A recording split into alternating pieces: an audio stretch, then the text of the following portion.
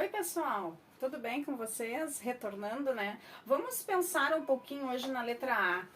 Quando nós pensamos na letra A, nos vem várias palavras que iniciam com A, né?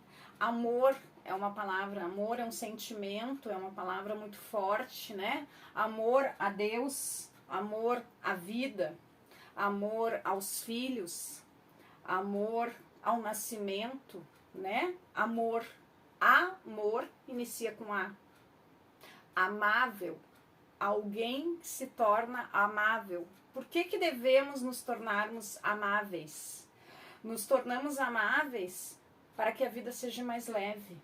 E é difícil ser amável hoje em dia.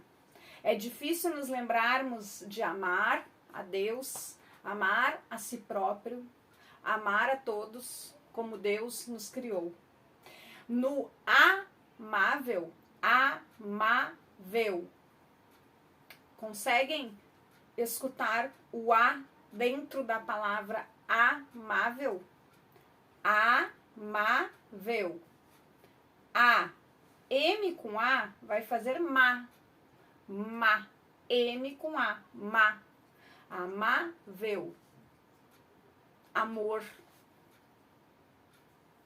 Vamos continuar?